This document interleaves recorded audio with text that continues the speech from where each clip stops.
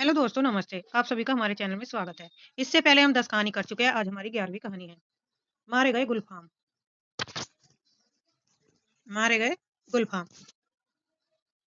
फणीश्वर नाथ रेणु इसके लेखक है। इस कहानी का प्रकाशन 1956 ईस्वी में हुआ था। कब हुआ था? 1956 में। फणीश्वर नाथ रेणु का जन्म 4 मार्च 1921 में। निधन इनका अप्रैल 1977 में इनका निधन हुआ था। किसका? फणीश्वर नाथ रेणु का। जन्म 4 मार्च 1921, निधन अप्रैल 1977, 11 अप्रैल 11 अप्रैल 1977 को। ये कहानी अपरंपरा नामक पत्रिका में प्रकाशित हुई थी। कौन सी पत्रिका में? अपरंपरा। अपरंपरा नामक पत्रिका में प्रकाशित हुई। तो ये इससे संबंधित महत्वपूर्ण थे। फणीश्वर नाथ रेणु द्वारा रचित कहानी मारे गए गुलफाम किस कहानी संग्रह में संग्रहित है? तो ठुमरी नामक कहानी में संग्रहित है और इसका प्रकाशन है 1959 में। ये वो कहानी है मारे गए गुलफाम जिसका प्रकाशन 1956 में हुआ था। ये कहानी संग्रह है ठुमरी, इसका प्रकाशन 1959 में हुआ। इसमें कौन कौन सी कहानी है देखते हैं। रसप्रिया, तीर्थोदक, ठेस, नित्यलीला, पंचलाइट और सिर पंचमी का सगुन। मारे गए गुलफाम, तीसरी कसम, लालपान की बेगम, तीन बिंदिया। इतनी ये कहानी संग्रह में कहानियां संकलित हैं। भूमिका है कहानी की। विषय वस्तु आंचलिक कहानी, ग्राम गीतों का प्रयोग, प्रेम की पीड़ा और उसकी भीनी खुशबू का इसमें वर्णन है। मूल कथा में नायक हीरामन द्वारा खाई 3 कस्मों की इसमें चर्चा की गई है कि एक नायक होता है हीरामन नाम का और वह गाड़ी चलाता है। वह 3 कसम खाता है। 3 कस्मों की इसमें चर्चा की गई। नायक के प्रेम प्रसंग की इसमें कहानी है। पहली कसम, चोरी का सामान वह अपनी गाड़ी में कभी नहीं रखेगा। दूसरी कसम की बांस की लदनी कभी नहीं करेगा। तीसरी कसम, नाटक वाली कंपनी वाली को गाड़ी में नहीं बैठाएगा। तो ये 3 किस्म वेरी वेरी इंपॉर्टेंट है, एग्जाम में यहाँ से पूछी गई हैं। हीरामन और हीराबाई के बैलगाड़ी सफर के माध्यम से लोक संस्कृति उसमें निहित रस और मर्यादित निश्चल प्रेम को व्यक्त करने वाली कहानी है। तो कौन सी कहानी है? हीरामन के और हीराबाई के बैलगाड़ी में सफर करते हैं। हीरामन की गाड़ी में कौन बैठती है? हीराबाई, जो एक नौटंकी में नाच करने वाली है। वह उसके गाड़ी में बैठकर सफर करती है, तो उसमें उसके रस मर्यादित और निश्चल प्रेम को व्यक्त करने वाली कहानी है। प्रमुख पात्र है हीरामन है, जो खादी देहाती पात्र है, 40 साल का हट्टा कट्टा है। हीरामन की कितनी आयु है? 40 साल। ये इंपॉर्टेंट है तथ्य जो भी रखने। कैसा है? हट्टा कट्टा, काला कलूटा, देहाती नौजवान, जिसे अपनी गाड़ी और बैलों के सिवाय दुनिया के किसी अन्य काम में दिलचस्पी नहीं है। 3 काम न करने की वे कसम खाता है। हीराबाई कंपनी की एक औरत है जो मेलों में नौटंकी में अभिनय और नृत्य का काम करती है। हीरामन को अपना उस्ताद मानती है। गौन पात्र है लाल मोहर है, धुन्नीराम है, पलटदास है, तीनों ही गाड़ीवान। लहसनवा लाल मोहर का नौकर गाड़ीवान। नेपाली दरबान मुनीम, मुनीम है, दरोगा है और काले कोट वाला है। कहानी में प्रयुक्त स्थानों का प्रयोग कौन कौन से स्थान है? तो देखते हैं। विराटनगर, फारबिसगंज, खरेहिया शहर, चंपानगर, भागदड़, सिंधिया गांव, कानपुर, हीराबाई का घर, तेगछिया, महावीर स्वामी, छतरपुर 25, मदनपुर, बिशनपुर, हरिपुर, ननपुर, मीना बाजार, बनेली मेला, दो नौटंकी और कंपनी रोती रोती कंपनी, मथुरा मोहन कंपनी। तो ये एग्जाम में यहाँ पे पूछे गए इंपोर्टेंट है। कंपनियों का नाम पूछ लिया, किस इस कहानी में किस शहर का जिक्र हुआ है, इनका नाम पूछा गया है। तो आप इन्हें अच्छे से याद कर लीजिए। फणीश्वर नाथ रेणु ने नई कहानी के दौर में प्रेमचंद के गांव और उसमें बसी दुनिया को अपनी कहानियों में जिंदा रखा। समाज के सामान्य पात्रों को अपनी कहानी का नायक या मुख्य किरदार बनाया। उदाहरणार्थ गाड़ीवान काला कलूटा हीरामन है। कहानी में वह तीन काम न करने की कसम खाता है। कौन? हीरामन। नंबर 1, चोरी का सामान नहीं लादेगा, बांस की लदनी नहीं करेगा और कंपनी की औरत को अपनी गाड़ी में नहीं बैठाएगा। हीरामन का सहज और सरल व्यक्तित्व है, मसलन भाई के प्रति सम्मान और भौजाई से डर, यानी कि वो अपने भाई और बहन का क्या करता है? सम्मान करता है। रेणु ने लोक जीवन की समृद्धि को दिखाया है, उसमें त्याग गीत और परिवेश को सुंदर ढंग से सजाया है। फणीश्वरनाथ रेणु ने हीरामन का संसार लगा और देखा सा से बना है, हीराबाई का संसार परखा है। कहानी में एक जगह जगन्नाथ धाम का भी उल्लेख हुआ, इंपोर्टेंट है। इस कहानी में तीसरी कसम फिल्म भी बनी हुई है, जिसके संवाद लेखन का कार्य स्वयं रेणुनाथ ने किया था, फणीश्वरनाथ रेणु ने किया था। कहानी की मूल संवेदना प्रेम है। यह एक अधूरी प्रेम कहानी बनकर रह जाती है। तत्कालीन समय में मनोरंजन के साधन नौटंकी का वास्तविक चित्रण किया गया है। अब देखते हैं संपूर्ण कहानी। मारे गए गुलफाम उप तीसरी कसम के लेखक कौन है? फणीश्वरनाथ रैना। हीरामन गाड़ीवान की पीठ में गुदगुदी लगती है। तो यहाँ से इस पहली लाइन से शुरू होती है कहानी। पिछले 20 साल से गाड़ी हाँकता है। हीरामन कितने साल से गाड़ी हाँकता है? 20 साल। ये भी आपको ध्यान याद रखना है। हीरामन बैलगाड़ी सीमा के उस पार मोरंग राज नेपाल से धान और लकड़ी ढो चुका था। तो ये इंपॉर्टेंट है कि कहाँ से वह धान ढो चुका था, तो नेपाल के मोरंग राज नेपाल से। कंट्रोल के जमाने में चोर बाजारी का माल इस पार से उस पार पहुंचाया गया है, लेकिन कभी तो ऐसी गुदगुदी नहीं लगी पीठ में। कंट्रोल का जमाना हीरामन कभी भूल सकता है उस जमाने को। एक बार 4 खेप सीमेंट और कपड़े को की गांठ से भरी गाड़ी जोगबानी में विराटनगर पहुंचने के बाद हीरामन का कलेजा पोख्ता हो गया। फार बिंग बिसगंज का हर फारबिसगंज का हर चोर व्यापारी और उसका पक्का गाड़ीवान मानता है। उसके बैलों की बढ़ाई बड़ी गद्दी के बड़े सेठ जी खुद करते हैं। अपनी भाषा में गाड़ी पकड़ी गई 5वीं बार। तो गाड़ी कितनी बार पकड़ी गई? 5वीं बार। किस शहर का इसमें जिक्र हुआ? फारबिसगंज का। ये सब आपको नोट करते चलना और अपना याद कर रखना है, क्योंकि एग्जाम में यहाँ से ऐसे क्वेश्चन बन रहे हैं। सीमा की इस तराई पार में महाजन का मुनीम उसी की गाड़ी पर गांठों के बीच चुक्की मुक्की लगाकर छिपा हुआ था। दरोगा साहब की 1.5 हाथ लंबी चोर बत्ती की रोशनी कितनी तेज होती है, हीरामन जानता है। 1 घंटे के लिए आदमी अंधा हो जाता है। कितने घंटे के लिए? 1 घंटे के लिए। किसकी चमक से? उनके गाड़ी की रोशनी की चमक से। एक छटक भी पड़ जाए तो आंखों पर रोशनी के साथ कड़कती हुई आवाज, ए गाड़ी रोको, साले गोली मार देंगे। 20 गाड़ियां। कितनी गाड़ियां थी? 20। एक साथ कचाकच कर रुक गई। हीरामन ने पहले ही कहा था यह 20 विसा वेगा दरोगा साहब है। तो ये कथन है पहला ही। उसकी गाड़ी में दुबके दुबके हुए मुनीम जी पर रोशनी डालकर पिशाची हंसी हंसे। हा हा हा। मुनीम जी ई ही। ए साला गाड़ीवान, मुंह क्या देखता है? रे कंबल हटाओ। इस बोरे के मुंह पर से हाथ की छोटी लाठी से मुनीम ने मुनीम जी ने पेट में खोचा मारते हुए कहा था, इस बोरे को रसाला। बहुत पुरानी अकद अदावत होगी दरोगा साहब और मुनीम जी में। नहीं तो उतना रुपया कबूलने पर भी पुलिस दरोगा का मन न डोलेगा। डोले भला। 4,000 तो गाड़ी पर बैठा ही दे रहा है। 4,000 तो कितने दे रहा? गाड़ी में बैठा ही।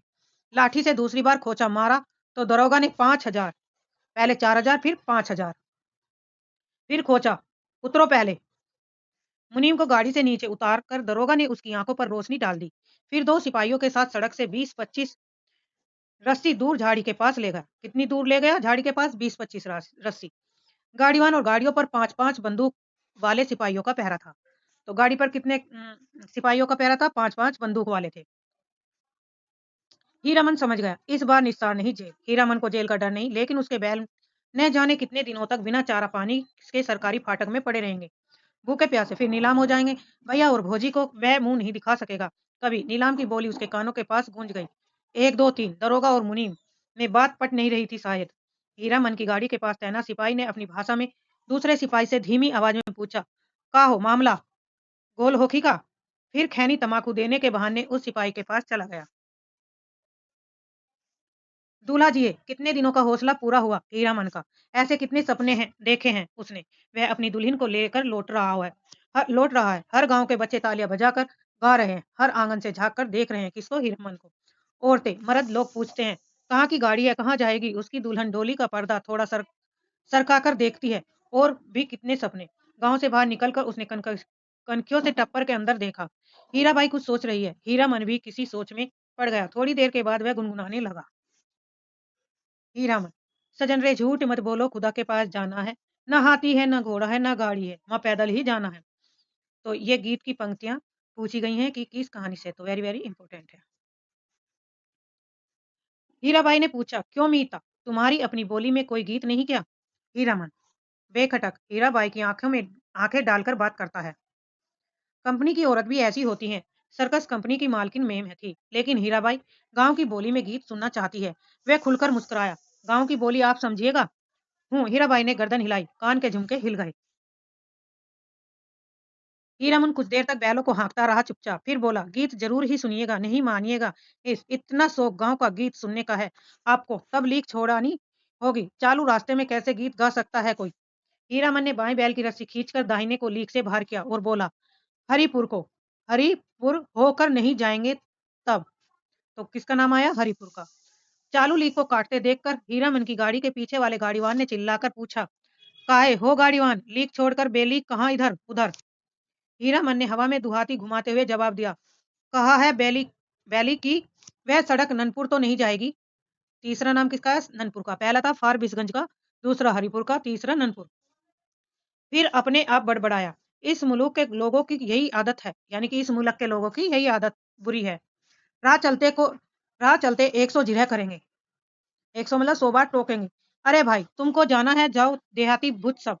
ननपुर की सड़क पर गाड़ी लाकर हीरामन ने बैलों की रस्सी ढीली कर दी। बैलों ने दुल की चाल छोड़कर कदम चाल पकड़ी। हीराबाई ने देखा सचमुच ननपुर की सड़क बड़ी सोहनी है। हीरामन उसकी आंखों की बोली समझता है। घबराने की बात नहीं, यह सड़क भी फार बिसगंज जाएगी। राह घाट के लोग बहुत अच्छे हैं। एक घड़ी रात तक हम लोग पहुंच जाएंगे, यानी कि रात के 1 बजे तक हम पहुंच जाएंगे। हीराबाई को फारबिसगंज पहुंचने की जल्दी नहीं। हीरामन पर उसको इतना भरोसा हो गया कि डर भय की कोई बात नहीं उठती मन में। हीरामन ने पहले जी भर मुस्कुरा लिया। कौन गीत गायब है? हीराबाई को गीत और कथा दोनों का शौक है। तो हीरामन को किसका शौक है? गीत और कथा दोनों का। पूछ सकता है गीत का है, कहानी का है, किसका है? तो गीत और कथा दोनों का शौक था। इस महुआ घटवारिन, वह बोला, अच्छा जब आपको इतना शौक है तो सुनिए महुआ घटवारिन का गीत। इसमें गीत भी है, कथा भी है। अब हीरामन जो है घटवारिन का गीत गाता है, जिसमें कथा भी है और गीत भी।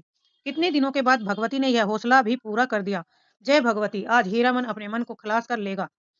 वह हीराबाई की थमी हुई मुस्कुराहट को देखता रहा। सुनिए, आज भी परमान नदी में महुआ घटवारिन के कई पुराने घाट हैं। इसी मुल्क की थी महुआ।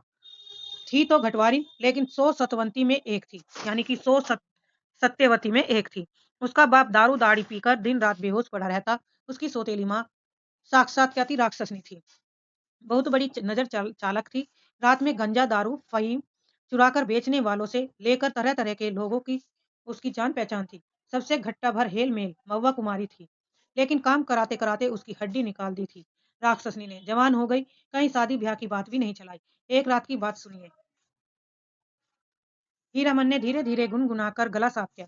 हे सावना भादवा के उमड़ उमड़ल नदिया गे में यो यो मयो गैरनी भयावनी है।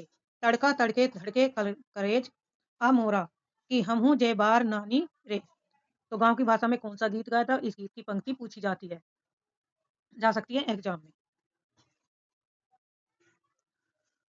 ओ माँ सावन भादों की उमड़ी हुई नदी, भयावनी रात, बिजली कड़कती है, मैं बारी क्यारी नन्ही बच्ची, मेरा कलेजा धड़कता, अकेली कैसे जाऊं घाट पर, सो भी परदेसी राई बटोई के पैर में तेल लगाने। ओ माँ सावन भादों की उमड़ी हुई नदी,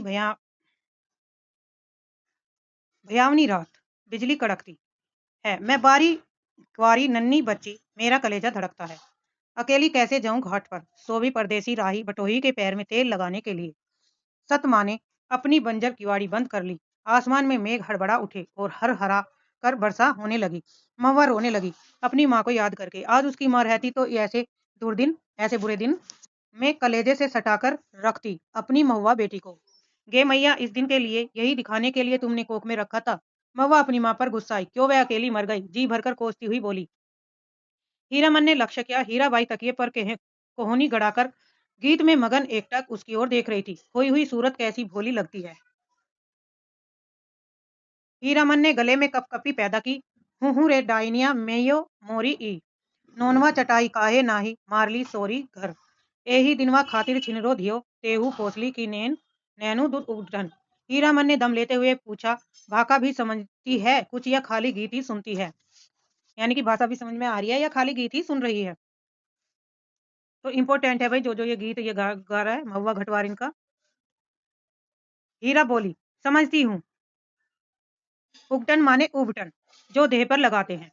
हीरामन ने विस्मित होकर कहा, इस तो रोने धोने से क्या होए, सौदागर ने पूरा दाम चुका दिया था महुआ का। बाल पकड़कर घसीटता हुआ नाव पर चढ़ा और माझी को हुक्म दिया,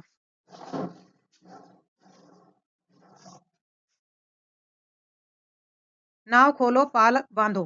पालवानी नाव पर वाली चिड़िया की तरह उड़ चली। रात भर महुआ रोती छटपटाती रही। सौदागर के नौकरों ने बहुत डराया धमकाया, चुप रहो नहीं तो उठाकर पानी महफे कर देंगे। बस महुआ को बात सूझ गई। भोर का तारा मेघ की आड़ से जरा बाहर आया, फिर छिप गया। इधर महुआ भी छपाक से कूद पड़ी पानी में। सौदागर का एक नौकर महुआ को देखते ही मोहित हो गया था। महुआ की पीठ पर वह भी कूदा। उल्टी धारा में तैरने खेल नहीं, उल्टी धारा में तैरना कोई खेल नहीं, सो भी भरी भादों की नदी में। महुआ असल घटवारिन की बेटी थी, मछली भी भला थकती है पानी में, फसरी मछली जैसी फरफराती पानी चीरती। भागी चली जा रही है और उसके पीछे सौदागर का नौकर पुकार-पुकार कर कहता है, "महुआ ज़रा थमो, तुमको पकड़ने नहीं आ रहा। तुम्हारा साथी हूँ, ज़िंदगी भर साथ रहेंगे हम लोग।" लेकिन हीरामन का बहुत प्रिय गीत ही है। यह महुआ घटवारिन गाते समय उसके सामने सावन भादो की नदी उमड़ने लगती है। अमावस्या की रात और घने बादलों में रह-रह कर बिजली चमक उठती है। उसी चमक में लहरों से लड़ती हुई बारी कुमारी महुआ की झलक उसे मिल जाती है। फसरी मछली की चाल और तेज हो जाती है, उसको लगता है वह खुद सौदागर का नौकर है। महुआ कोई बात नहीं सुनती, प्रतीत करती नहीं, उलट कर देखती भी नहीं और वह थक गया, तैरते-तैरते। इस बार लगता है महुआ ने अपने को पकड़ा दिया, खुद ही पकड़ में आ गई।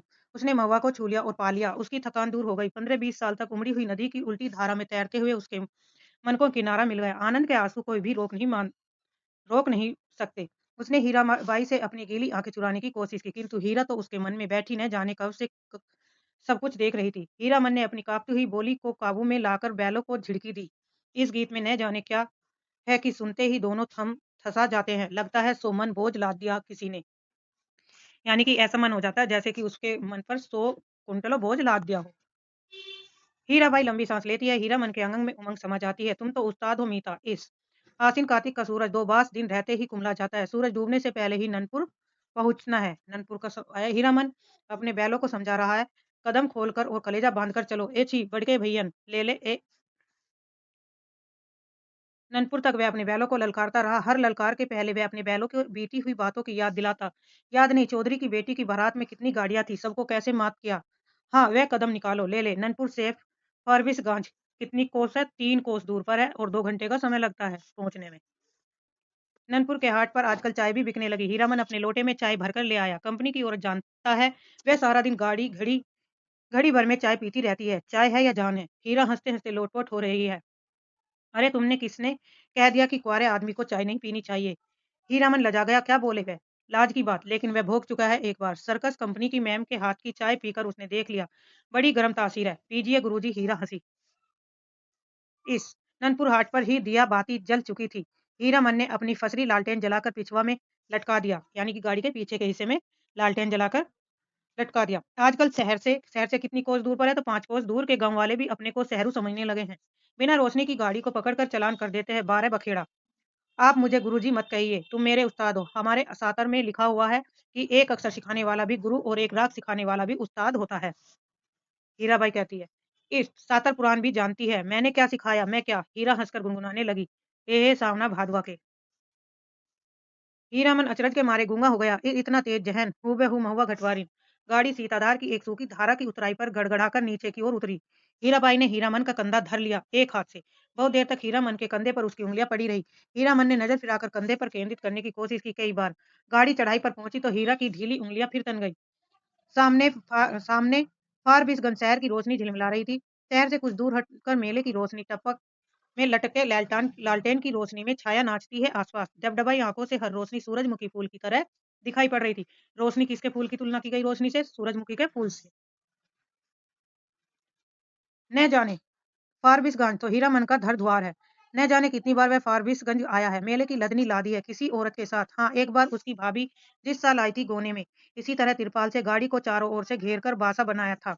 हीरामन अपनी गाड़ी को तिरपाल से घेर रहा। गाड़ीवान पट्टी में सुबह होते ही नौटंकी कंपनी के मैनेजर से बात करके भर्ती हो जाएगी हीराबाई। परसों मेला खुल रहा है। इस बार मेले में पालचट्टी खूब जमी है।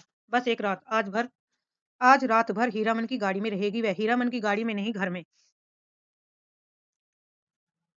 कहाँ की गाड़ी? कौन हीरामन? किस मेले से? किस चीज की लदनी? गांव समाज के गाड़ीवान एक दूसरे को खोजकर आसपास गाड़ी लगाकर बासा डालते हैं। अपने गांव के लालमोहर, धुन्नीराम और पलटदास वगैरह गाड़ीवानों के दल को देखकर हीरामन कचा गया। उधर पलटदास टप्पर में झांककर भड़का, मानो बाग पर नजर पड़ गई। हीरामन ने इशारे से सभी को चुप किया, फिर गाड़ी की ओर कनखी मारकर फुसफुसाया, चुप, कंपनी की औरत है, नौटंकी कंपनी की।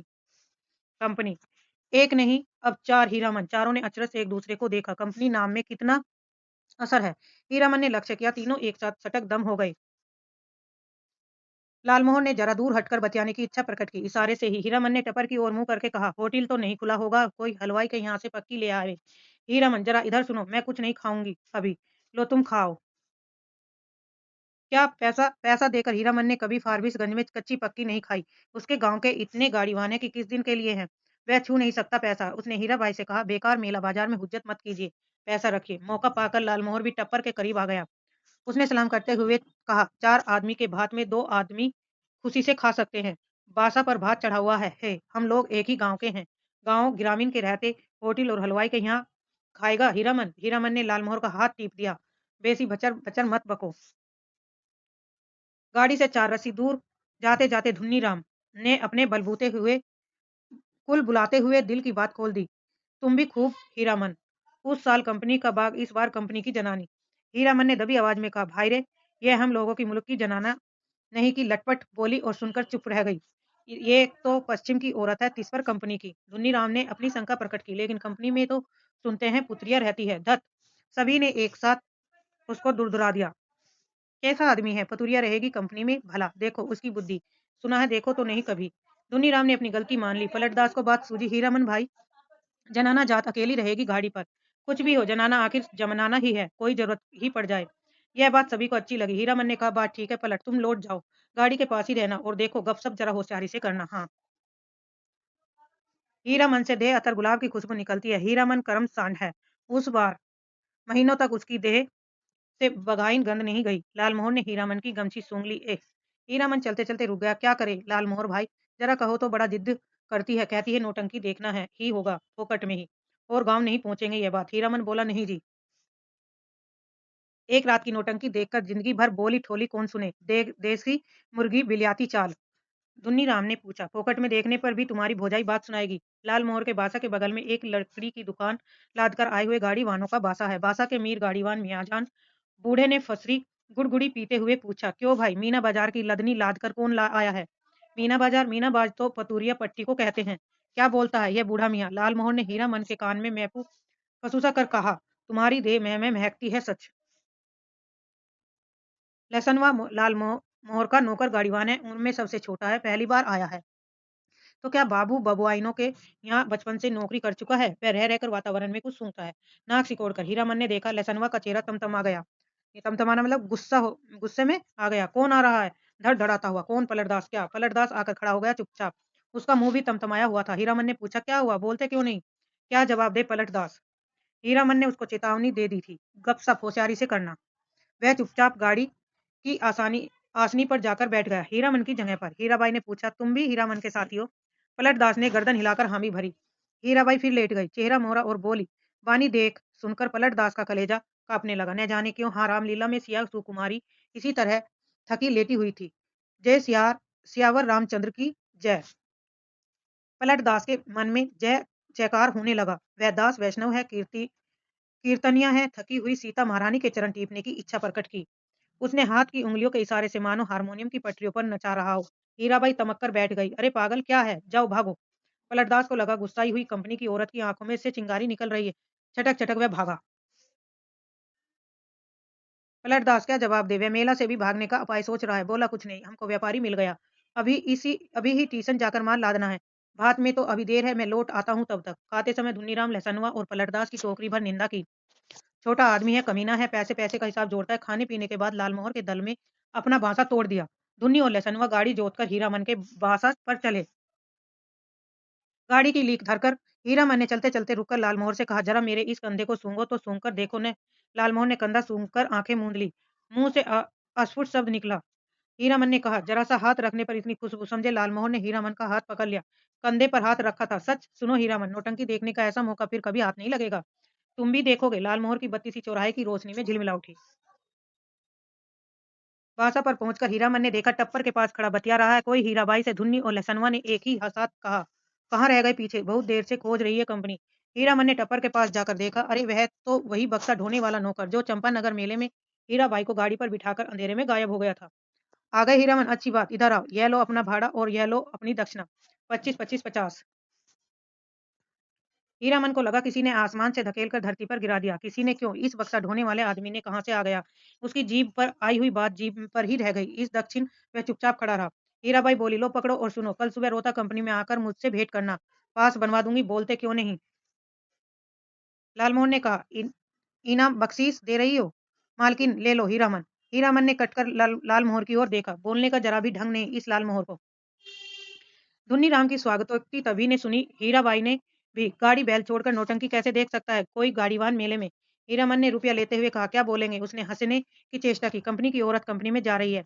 हीरामन का क्या? बक्सा ढोने वाला रास्ता दिखाता हुआ आगे बढ़ा। इधर से हीराबाई जाते जाते रुक गई और हीरामन के बैलों को संबोधित करके बोली, अच्छा मैं चली भैयन। बैलों ने भैयन शब्द पर कान हिलाए। भइयों आज रात दी रोता संगीत कंपनी के स्टेज पर गुलबदन देखिए गुलबदन। आपको यह जानकर खुशी होगी कि मथुरा मोहन कंपनी की मशहूर एक्ट्रेस मिस हीरा देवी, जिसकी एक एक अदा कर हजार जान फिदा है, इस बार हमारी कंपनी में आई है। याद रखिए आज की रात मिस हीरा देवी गुलबदन। नौटंकी के इस ऐलान से मेले की हरपट्टी में सरगर्मी फैल रही है। हीराबाई मिस हीरा देवी, लैला गुलबदन फिल्म एक्टर्स को मात करती है। तेरी बाकी अदा पे मैं खुदा हूँ फिदा, तेरी चाहत को दिलबर बयां क्या करूँ, यही ख्वाहिश है कि तुझको देखा करे और दिलो जान में तुमको देखा करूँ। इम्पोर्टेंट है, ये पंक्तियाँ पूछी जा सकती है एग्जाम में। हर आदमी का दिल नगाड़ा हो गया। लाल मोहर दौड़ता हाँफता बासा पर आया। ए हीरामन, यहाँ क्या बैठे हो? चलकर देखो, जयकार हो रहा है। मैं बाजा गाजा छपीप के साथ हीराबाई की जय जय कर रहा हूँ। हीरामन हड़बड़ाकर उठा। लहसनवा ने कहा, धुन्नी काका तुम बासा पर रहो, मैं भी देख आऊं। धुन्नी की बात कौन सुनता है? तीनों जन नौटंकी कंपनी की एलानिया पार्टी के पीछे पीछे चलने लगे। हर नुक्कड़ पर रुककर बाजा बंद करके ऐलान किया जाना है। ऐलान के हर शब्द पर हीरामन पुलक उठता है। हीराबाई का नाम, नाम के साथ अदा फिदा वगैरह सुनकर उसने लालमोहर की पीठ थपथपा दी। धन है नहीं। लालमोहर ने कहा, अब बोलो, अब भी नौटंकी नहीं देखोगे? सुबह से ही धुन्नीराम और लालमोहर समझा रहे हैं, समझाकर हार चुके हैं। कंपनी में जाकर भेंट कराओ। जाते जाते पुरसिस कर गई है, लेकिन हीरामन की बस एक बात, धत कौन भेंट करने जाए? कंपनी की औरत कंपनी में गई, अब उससे क्या लेना देना? चाहेगी भी नहीं। वह मन ही मन रूठा हुआ था। ऐलान सुनने के बाद उसने लालमोहर से कहा, जरूर देखना चाहिए। क्यों लालमोहर? दोनों आपस में सलाह करके रोता कंपनी की ओर चले। खेमे के पास पहुंचकर हीरामन ने लालमोहर को इशारा किया। पूछताछ करने का भार लालमोहर के सिर। लालमोहर कचराही बोलना जानता है। लालमोहर ने एक काले कोट वाले से कहा, बाबू साहब जरा सुनिए तो। काले कोट वाले ने नाक भों चढ़ाकर कहा, क्या है, इधर क्यों? लालमोहर की कचराई बोली गड़बड़ा गई। तेवर देखकर बोला, गुलगुल नहीं नहीं बुलबुल नहीं। हीरामन ने झट से संभाल दिया। हीरा देवी किधर रहती है, बता सकते हो? उस आदमी की आंखें हठात लाल हो गई। सामने खड़े नेपाली सिपाही को पुकार कर कहा, इन लोगों को क्यों आने दिया इधर?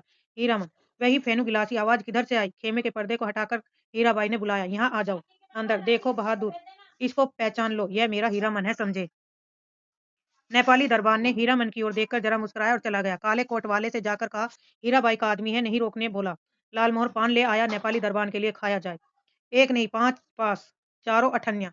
बोली कि जब तक मेले में हो रोज रात में आकर देखना, सबका ख्याल रखती है। बोली कि तुम्हारे और साथी हैं, सभी के लिए पास ले आओ। कंपनी की औरतों की बात निराली होती है या नहीं? लालमोहर ने तो लाल कागज के टुकड़ों को छूकर देखा।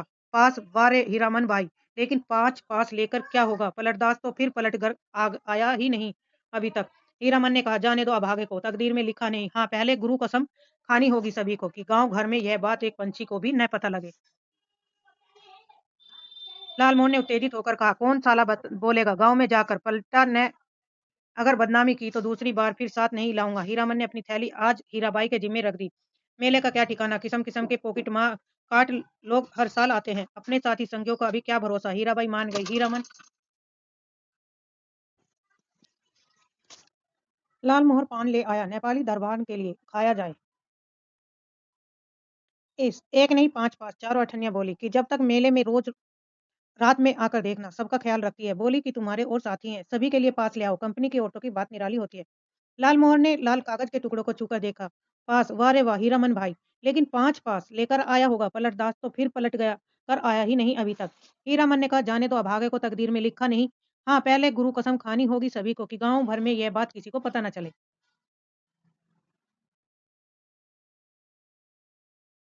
लालमोहन ने उत्तेजित होकर कहा, कौन साला बोलेगा गांव में जाकर? पलटा ने अगर बदनामी की तो दूसरी बार फिर साथ नहीं लाऊंगा। हीरामन ने अपनी थैली आज हीराबाई के जिम्मे रख दी थी। मेले का क्या ठिकाना, किस किस्म के पॉकेट काट लोग हर साल आते हैं। अपने साथी संगियों का भी क्या भरोसा? हीराबाई मान गई। हीरामन के कपड़े की काली थैली को उसने अपने चमड़े के बक्स में बंद कर दिया। बक्से के ऊपर भी कपड़े का खोल और अंदर भी झलमल रेशमी अस्तर का मान अभिमान दूर हो गया। लालमोहर और धुन्नी राम ने मिलकर हीरामन की बुद्धि की तारीफ की, उसके भाग्य को सराहा बार-बार, उसके भाई और भाभी की निंदा की।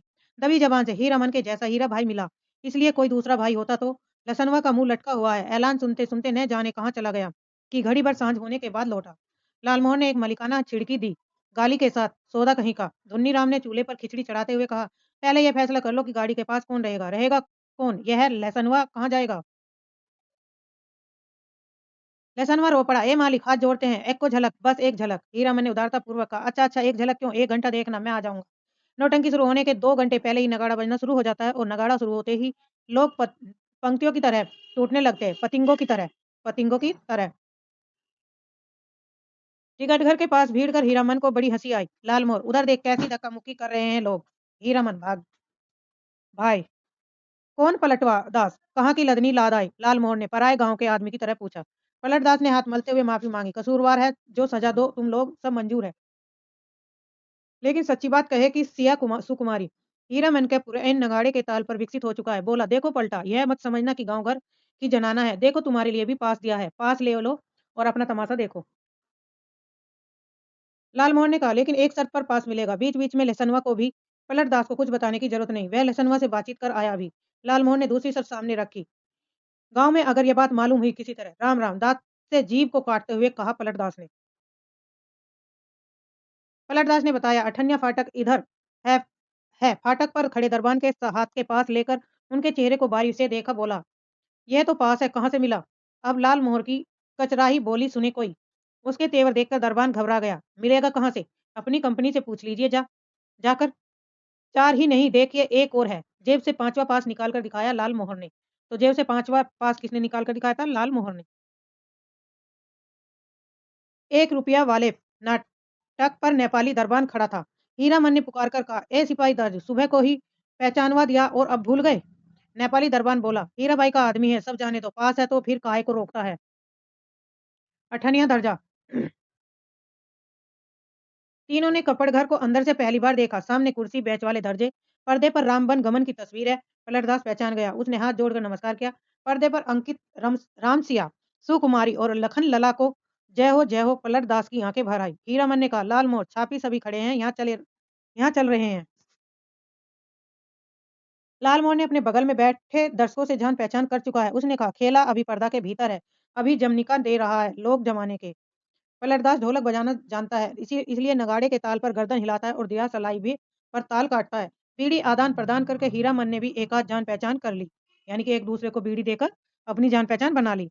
लालमोहर के परिचित आदमी ने चादर से देह ढकते हुए कहा, "नाच शुरू होने में अभी देर है, तब तक एक नींद ले ले। सब दर्जा से अच्छा अठनिया दर्जा है, सबसे पीछे सबसे ऊंची जगह पर है, जमीन पर गर्म पुआल है, हे कुर्सी बेंच पर बैठकर इस सर्दी के मौसम में तमाशा देखने वाले अभी गुज गुज कर उठेंगे चाह पीने।" उस आदमी ने अपने संगी से कहा, "खेला शुरू होने पर जगह देना।" "नहीं, नहीं, खेला शुरू होने पर नहीं, हिरिया जब स्टेज पर उतरे हमको जगह देना।" हीरामन के कलेजे में जरा आँच लगी। हिरिया बड़ा लपटिया आदमी मालूम पड़ता है। उसने लालमोहर को आँख के इशारे से कहा, "इस आदमी से बतियाने की जरूरत नहीं।" घन घन धड़ाम, पर्दा उठ गया। हे हीराबाई शुरू में ही उतर गई स्टेज पर। कपड़ घर खच भर गया। हीरामन का मुंह अचरज में खुल गया। लालमोहर को न जाने क्यों ऐसी हंसी आ रही है। हीराबाई के गीत के हर पद पर वह हंसता है बेवजह। गुलबदन दरबार लगाकर बैठी है, ऐलान कर रही है, "जो आदमी तख्त हजारा बनाकर ला देगा, मुंह मांगी चीज इनाम में दी जाएगी। अजी है कोई ऐसा फनकार हो तो जाए तैयार, बनाकर लाए तख्त हजारा, आ किड़किड़ किड़किड़ी। अलबत नाचती है, क्या गला है मालूम है।" यह आदमी कहता है कि हीराबाई पान बीड़ी सिगरेट जर्दा कुछ नहीं खाती। ठीक कहता है, बड़ी नेम वाली रंडी है। कौन कहता है कि रंडी है? दांत में मिस्सी कहाँ है? पाउडर से दांत धो लेती है होगी। हरगिज नहीं। कौन आदमी है बात की बेबात करता है? कंपनी की औरत को पतूरिया कहता है। तुमको बात क्यों लगी? कौन है रंडी का भड़वा? मारो साले को, मारो तेरी। वो हल्ले के बीच हीरामन की आवाज कपड़ घर को फाड़ रही है, आओ एक एक की गर्दन उतार लेंगे। लाल मोहर दुलाली से पटापट पीटता जा रहा है और सामने के लोगों को पलटदास एक आदमी की छाती पर सवार है। साला सिया सुकुमारी को गाली देता है, सो भी मुसलमान होकर। दुन्नीराम शुरू से ही चुप है। तो गाली कौन देता है? पलटदास। पलटदास दो है जो हीराबाई को गाली दे रहा है, उसके छाती पर सवार होकर उसे मारता है। दुन्नीराम शुरू से ही चुप था। मारपीट शुरू होते ही वह कपड़ घर से निकलकर बाहर भागा। काले कोट वाले नौटंकी के मैनेजर नेपाली सिपाही के साथ दौड़े आए। दरोगा साहब ने हंटर से पीट पीट कर शुरू की। हंटर हंटर खाकर लालमोहर तिलमिला उठा। कचराही बोली में भाषण देने लगा, दरोगा साहब मारते हैं मारिए, कोई हर्ज नहीं, लेकिन यह पास देख लीजिए। एक पास पॉकेट में भी है, देख सकते हैं हुजूर, टिकट नहीं है, पास है। तब हम लोगों के सामने कंपनी की औरत को कोई बुराई बात करे तो कैसे छोड़े देंगे। कंपनी के मैनेजर की समझ में आ गई सारी बात। उसने दरोगा को समझाया, हुजूर मैं समझ गया, यह सारी बदमाशी मथुरा मोहन कंपनी वालों की है। तो कौन सी कंपनी का नाम आया? मथुरा मोहन, पहली बार आया। तमाशे में तगड़ा खड़ा करके कंपनी को बदनाम नहीं हुजूर, इन लोगों को छोड़ दीजिए। हीराबाई के आदमी है, बेचारे की जान खतरे में, हुजूर से कहा था ना। हीराबाई का नाम सुनते ही दरोगा ने तीनों को छोड़ दिया, लेकिन तीनों की दुआली छीन छीन ली गई। मैनेजर ने तीनों को ₹1 वाले दर्जे में कुर्सी पर बिठाया। आप लोग यहीं बैठिए, पान भिजवा देता हूँ। कपड़घर शांत हुआ और हीराबाई स्टेज पर लौट आई। नगाड़ा फिर घनघना उठा। थोड़ी देर बाद तीनों को एक साथ धुन्नी राम का ख्याल हुआ। अरे धुन्नी राम कहाँ गया? मालिक ओ मालिक! लहसनवा कपड़घर से बाहर चिल्लाकर पुकार रहा है। ओ लालमोहर मालिक! लालमोहन ने तार स्वर में जवाब दिया। इधर से उधर से एक एक टकिया फाटक से सभी दर्शकों ने लालमोहर की ओर मुड़कर देखा। लहसनवा को नेपाली सिपाही लालमोहर के पास ले आया। लालमोहर ने जेब से पास निकालकर दिखा दिया। लहसनवा ने आते ही पूछा, मालिक कौन आदमी? क्या बोल रहा था? बोलिए तो जरा, चेहरा दिखला दीजिए इसकी एक झलक। लोगों ने लहसनवा की चौड़ी और सपाट छाती देखी। जाड़े के मौसम में भी खाली थे। चेले चाटी के साथ है ये लोग। लालमोहन ने लहसनवा को शांत किया। तीनों चारों से मत पूछे कोई। नौटंकी में क्या देखा, किस्सा कैसे याद रहे। हीरामन को लगता था हीराबाई शुरू से ही उसी की ओर टकटकी लगाकर देख रही है, गा रही है, नाच रही है। लालमोहर को लगता था कि हीराबाई उसकी तरफ को देख रही है। वह समझ गई कि हीरामन से भी ज्यादा पावर वाला आदमी है लालमोहर। पलटदास किस्सा समझता है। किस्सा और क्या होगा, रमेन की ही बात है। वही राम, वही सीता, वही लखन लाल और वही रावण। सिया की सुकुमारी को राम जी से छीनने के लिए रावण तरह तरह का रूप धारण धारण करता है। राम और सीता भी रूप बदल लेते हैं। यहाँ भी तख्त हजारा बनाने वाले माली का बेटा राम है। गुलबदन मियाँ सुकुमारी है। माली के लड़के का दोस्त लखन लला है और सुल्तान है रावण। दुन्नी राम को बुखार है तेज। लहसनवा को सबसे अच्छा जोकर का पार्ट लगा है। चिरैया तो के लेके ना जाइए नरहट के बजरिया। वह उस जोर से दोस्ती लगाना चाहता है, नहीं लगावेगा दोस्ती जोकर साहब। हीरामन को एक गीत की आधी कड़ी हाथ लगी। मारे गए गुलफाम। कौन था यह गुलफाम? हीराबाई रोती हुई गा रही थी। अजी हाँ, मारे गए गुलफाम, टिडी बेचारा गुलफाम गुफलाम। तीनों को दुआली वापस देते पुलिस के सिपाही ने कहा, लाठी दुआली लेकर नाच देखने आते हो? दूसरे दिन मेले भर में यह बात फैल गई कि मथुरा मोहन कंपनी से भागकर आई है हीराबाई, इसलिए इस बार मथुरा मोहन कंपनी नहीं आई, उसके गुंडे आए। हीराबाई भी कम नहीं, बड़ी खिलाड़ औरत है, तरह तरह के देहाती लठैत पाल रही है। वह मेरी जान भी कहीं तो कोई मजाल है। 10 दिन दिन रात दिन भर भाड़ा ढोता हीरामन शाम होते ही नौटंकी का नगाड़ा बजने लगता। नगाड़े की आवाज सुनते ही हीराबाई की पुकार कानों के पास मंडराने लगती। भैया मीता हीरामन उस्ताद गुरुजी, हमेशा कोई न कोई बाजा उसके मन के कोने में बजता रहता। दिन भर कभी हारमोनियम, कभी नगाड़ा, कभी ढोलक। तो ये क्या है, सारे आपको याद रखने हैं कि किन किन वाद्य यंत्रों का इसमें प्रयोग हुआ। किन किन का हुआ? हारमोनियम का, नगाड़ा का, ढोलक का। तो कभी हीराबाई की पेंजनी का। तो चार का हुआ इसमें, हारमोनियम का, नगाड़ा का, ढोलक का और हीराबाई की पेंजनी का। उन्हीं साजों की गत पर हीरामन उठता बैठता, चलता फिरता, नौटंकी कंपनी के मैनेजर से लेकर पर्दा खींचने वाले तक उनको पहचानते। हीराबाई का आदमी है। वेरी वेरी इंपॉर्टेंट है यहाँ से। पलटदास हर रात नौटंकी शुरू होने के समय श्रद्धापूर्वक स्टेज को नमस्कार करता और हाथ जोड़कर लालमोहर एक दिन अपनी कचराही बोली सुनाने गया था हीराबाई को। हीराबाई ने पहचाना ही नहीं। तब से उसका दिल छोटा हो गया। उसका नौकर लहसनवा उसके हाथ से निकल गया। नौटंकी कंपनी में भर्ती हो गया। जोकर से उसकी दोस्ती हो गई। दिन भर पानी भरता, कपड़े धोता, कहता गाँव में क्या है जो जाएगा। लालमोहर उदास रहता और धुन्नी राम घर चला गया बीमार होकर। हीरामन आज सुबह से 3 बार लादनी लदकर स्टेशन आ चुका है। आज न जाने क्यों उसकी अपनी भौजाई की याद आ रही है। धुन्नी राम ने कुछ कहा तो नहीं दिया। बुखार की झोंक में यही कितना अटर-पटर बक रहा था। गुलबदन तक थजारा, लहसनवा मौज में है। दिन भर हीराबाई को देखता होगा। कल कह रहा था हीरामन, मालिक तुम्हारे एक अबाल से खूब मौज में हूँ। हीराबाई की साड़ी धोने के बाद कठौते का पानी अतर गुलाब हो जाता है। उसमें अपनी गमछी डुबोकर छोड़ देता हूँ। लो सूंघोगे? हर रात किसी न किसी के मुंह से सुनता है। वह हीराबाई रंडी है। कितने लोगों से लड़े वाह। बिना देखे ही लोग कैसे कोई बात बोलते हैं। राजा को भी लोग पीठ पीछे गाली देते हैं। आज वह हीराबाई से मिलकर कहेगा, नौटंकी कंपनी में रहने से बहुत बदनाम करते हैं लोग। सर्कस कंपनी में क्यों नहीं काम करती? सबके सामने नाचती है। हीरामन का कलेजा दब-दब जलता रहता है। उस समय सर्कस कंपनी में बाघ को उसके पास जाने की हिम्मत कौन करेगा? सुरक्षित रहेगी हीराबाई। किधर की गाड़ी आ रही है? हीरामन, ए हीरामन भाई। लालमोहर की बोली सुनकर हीरामन ने गर्दन मोड़कर देखा। क्या लाद कर लाया है लालमोहर? तुमको ढूंढ रही है हीराबाई। स्टेशन पर जा रही है, एक ही सांस में सुना गया। लालमोहर की गाड़ी पर ही आई है मेले से। जा रही है कहाँ? हीराबाई रेलगाड़ी से जा रही है। हीरामन ने गाड़ी खोल दी और माल गोदाम के चौकीदार से कहा, भैया जरा गाड़ी बैल देखते रहिए, आ रहे हैं। उस्ताद जनाना मुसाफिर खाने के फाटक के पास हीराबाई ओढ़नी के मुंह से हाथ ढककर खड़ी थी। थैली बढ़ाती हुई बोली, लो हे भगवान, भेंट हो गई। चलो, मैं तो उम्मीद ही खो चुकी थी। तुमसे अब भेंट नहीं हो सकेगी, मैं जा रही हूँ गुरुजी।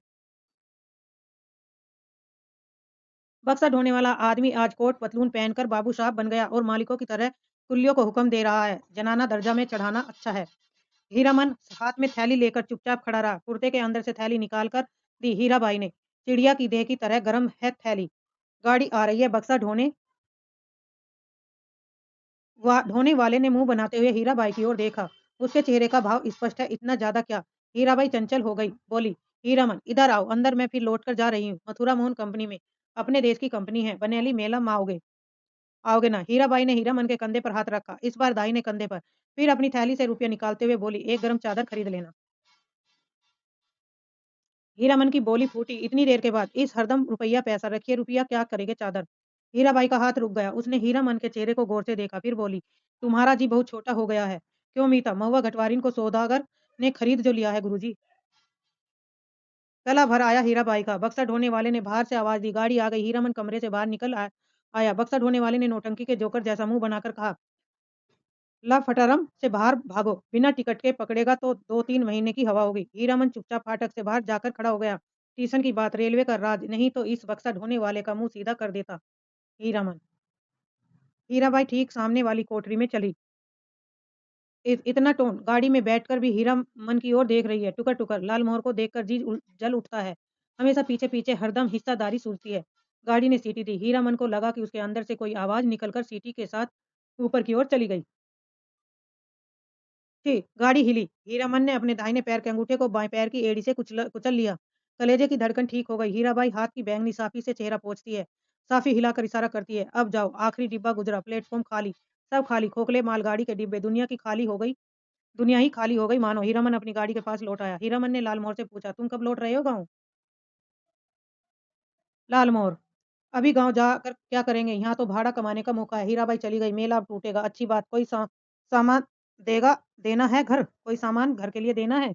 लालमोहर ने हीरामन को समझाने की कोशिश की, लेकिन हीरामन ने अपनी गाड़ी गाँव की ओर जाने वाली सड़क की ओर मोड़ दी। अब मेले में क्या धरा है? खोखला मेला है। रेलवे लाइन की बगल से बैलगाड़ी की कच्ची सड़क गई दूर तक। हीरामन कभी रेल पर नहीं चढ़ा। उसके मन में फिर पुरानी लालसा झांकी, रेलगाड़ी पर सवार होकर गीत गाते हुए जगन्नाथ धाम जाने की लालसा। जगन्नाथ धाम का इसमें उल्लेख है। उलटकर अपने खाली टप्पर की ओर देखने की हिम्मत नहीं होती है। पीठ में आज भी गुदगुदी लगती है। आज भी रह रहकर चंपा का फूल खिल आता है। कौन से फूल का वर्णन हुआ? चंपा का।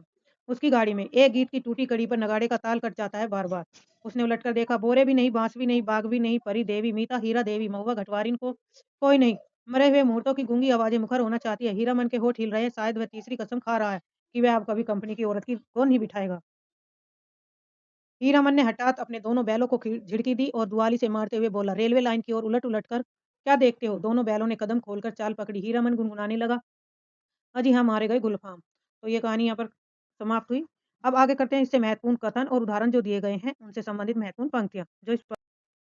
ये हैं प्रमुख उदाहरण जो कथन दिए गए हैं शॉर्ट रूप में। तो आप पहले पूरी कहानी पढ़िए, फिर इनका क्रम से अध्ययन कर लीजिए।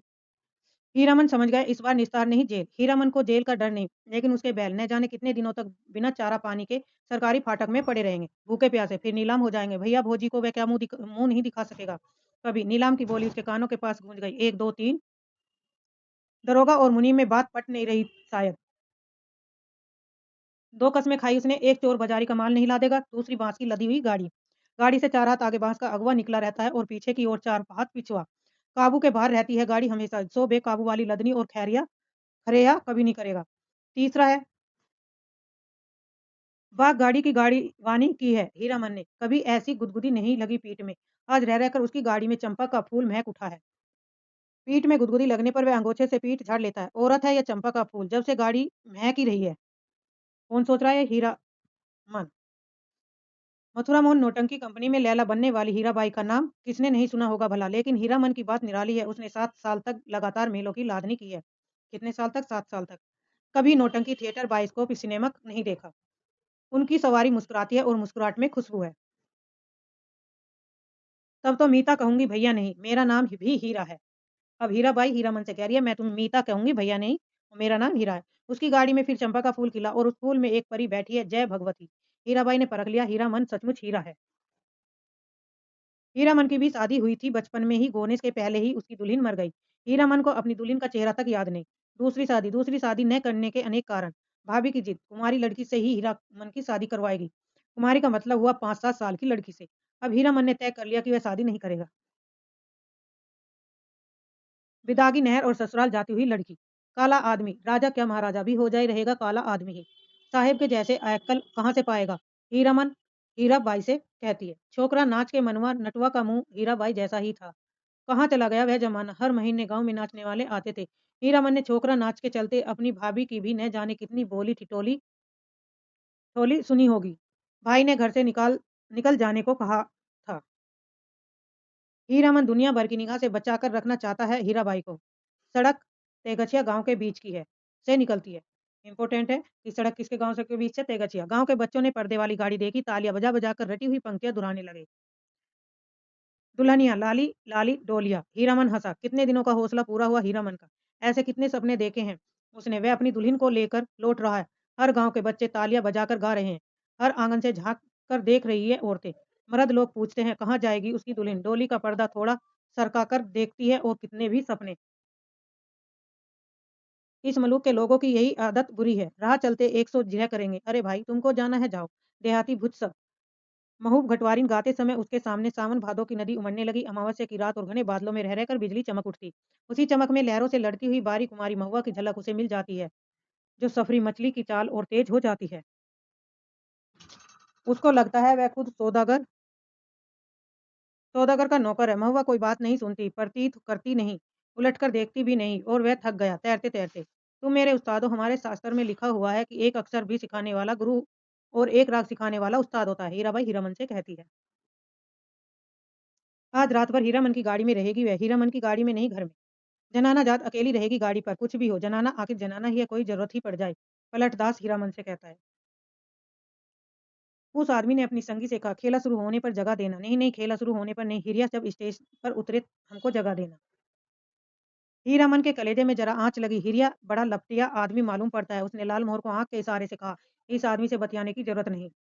तीन चारों से मत पूछे कोई। नौटंकी में क्या देखा, किस्सा कैसे याद रहे। हीरामन को लगता था कि हीराबाई शुरू से उसी की ओर टकटकी लगाकर देख रही है, गा रही है, नाच रही है। लालमोहर को लगता था कि हीराबाई उसकी ओर देखती है और वह समझ गई है हीरामन से भी ज्यादा पावरफुल आदमी लालमोहर है।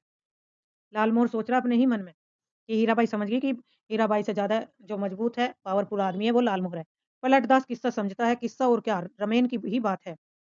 रमेन मिस रामायण। पलटदास हर रात नौटंकी शुरू होने के समय श्रद्धापूर्वक स्टेज को नमस्कार करता है, हाथ जोड़कर। लालमोहर एक दिन अपनी कचरारी बोली सुनाने गया था हीराबाई को। हीराबाई ने पहचाना ही नहीं। तब तब से उसका दिल छोटा हो गया।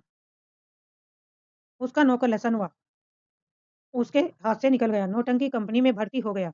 जोकर से उसकी दोस्ती हो गई। दिन भर पानी भरता, कपड़े धोता, कहता गांव में क्या है जो जाएंगे। लालमोहर उदास रहता है। दुनीराम घर चला गया और होकर दुनीराम घर चला गया बीमार होकर। तेरी बाकी अदा पे मैं खुदा हूँ फिदा, तेरी चाहत को दिलबर बया क्या करूँ।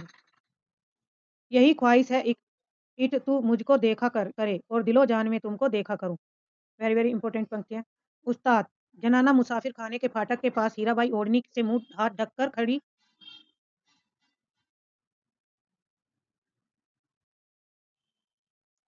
ओढ़नी से मुंह हाथ ढककर खड़ी थी। थैली बढ़ाती हुई बोली लो। हे भगवान, भेंट हो गई। चलो, मैं तो उम्मीद ही खो चुकी थी तुमसे। अब भेंट नहीं हो सकेगी। मैं जा रही हूँ गुरुजी। हीराबाई कहती है हीरामन से। हीराबाई ने हीरामन के कंधे पर हाथ रखा, इस बार दाहिने कंधे पर। फिर अपनी थैली से रुपया निकालते हुए बोली एक गर्म चादर खरीद लेना। हीरामन की बोली फूटी इतनी देर के बाद। इस हरदम रुपया पैसा रखिए रुपया। क्या करेंगे चादर। हीराबाई का हाथ रुक गया। उसने हीरामन के चेहरे को गौर से देखा, फिर बोली तुम्हारा जी बहुत छोटा हो गया है। क्यों मीता। महुआ घटवारिन को सौदागर ने खरीद जो लिया है गुरुजी। गला भर आया हीराबाई का। बक्सा ढोने ने बाहर से आवाज दी। गाड़ी आ गई। हीरामन कमरे से बाहर निकल आया। बक्सा ढोने वाले ने नौटंकी के जोकर जैसा मुंह बनाकर कहा लाट फार्म, बाहर से भागो। बिना टिकट के पकड़ेगा तो 2-3 महीने की हवा होगी। हीरामन चुपचाप फाटक से बाहर जाकर खड़ा हो गया। स्टेशन की बात, रेलवे का राज, नहीं तो इस बक्सा ढोने वाले का मुंह सीधा कर देता हीरामन। हीराबाई ठीक सामने वाली कोठरी में चढ़ी। इस इतना टान गाड़ी में बैठकर हीरामन की ओर देख रही थी। टुकर-टुकर लालमोहर को भी देखकर जी जल उठता है। हमेशा पीछे-पीछे हरदम हिस्सेदारी सूझती है। गाड़ी ने सीटी मारी। हीरामन को लगा उसके अंदर से कोई आवाज़ निकलकर सीटी के साथ ऊपर की ओर चली गई। कू कू इस छी-छक गाड़ी हिली। हीरामन ने अपने दाहिने पैर के अंगूठे को बाएं पैर की एड़ी से कुचल दिया। कलेजे की धड़कन ठीक हो गई। हीराबाई हाथ की बैंगनी साफी से चेहरा पूछती है और साफी हिलाकर इशारा करती है। अब जाओ, आखिरी डिब्बा गुजरा। प्लेटफ़ॉर्म खाली, सब खाली, खोखले माल गाड़ी के डिब्बे, दुनिया ही खाली हो गई मानो। हीरामन अपनी गाड़ी के पास लौट आया। आज के आज के लिए इतना ही। धन्यवाद। चैनल को सब्सक्राइब करिए, लाइक करिए और शेयर करिए और एक कहानी को कम से कम 5 बार पढ़ोगे तब आपको ये समझ में आएगी।